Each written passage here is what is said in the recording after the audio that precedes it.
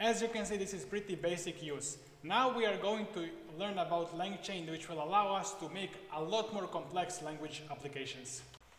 I made a new file, Langchain, just to keep it separate from this main. I don't want to delete it, but it doesn't matter how many files you make. When you are running them, you just specify their name. So first, let me show you a little bit of a trick. So if we have a variable that's this string, but we have also this question in curly brackets, we can say template.format, and then question is equal to what is the meaning of life, and we're going to print this template. So if we print all of this, if I say Python, if I run this Python script, it's going to say question, what is the meaning of life? You see how it formatted this question.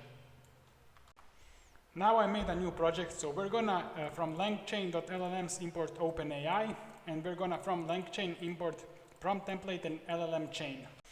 We have the same kind of template that I described earlier, and then we're going to say prompt is equal to prompt template, and then template is going to be equal to this template, and then input variable will be named question. Then we will initialize OpenAI, we will pass in the OpenAI key, and we're going to assign it to LLM, and then we're going to create LLM chain variable, and it's going to be LLM chain, and then prompt is going to be prompt, and then LLM is going to be LLM. We will give in the question what NFL team won the Super Bowl in the year Justin Bieber was born.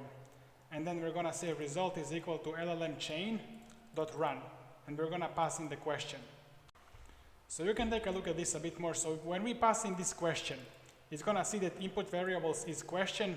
So it's going to replace this question in this prompt with this question. I'm just going to print the result. So if I run this, it's going to take some time.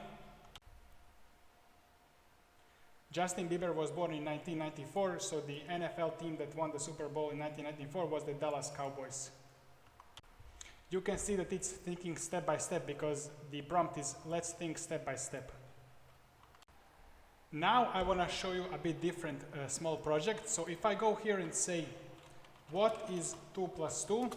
This is the same question we already did with OpenAI, but now we are using Langchain, and here we have took one step. If I expand it, we see that now we're using Langchain. So this is a bit more complex, but a lot more versatile and a lot more powerful method.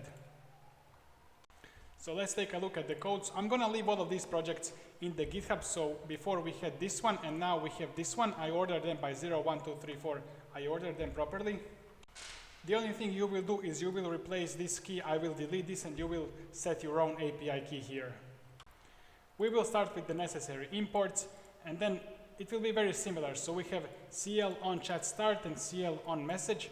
So we have the same kind of prompt definition as in the last example. Everything is exactly the same.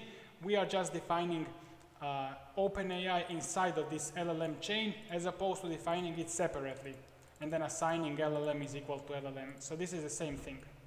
And then we have this verbose is equal to true. What this does is it just also outputs our LLMs into the console as well, instead of just onto our website.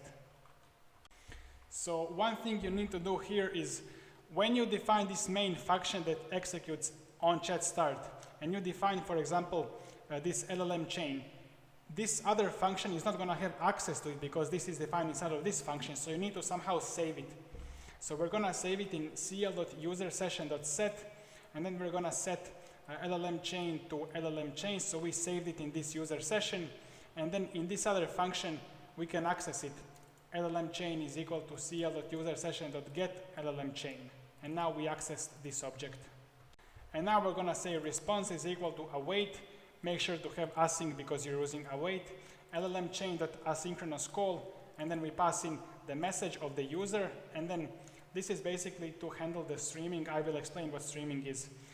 And then we are just going to await and then send the message that we get into our interface.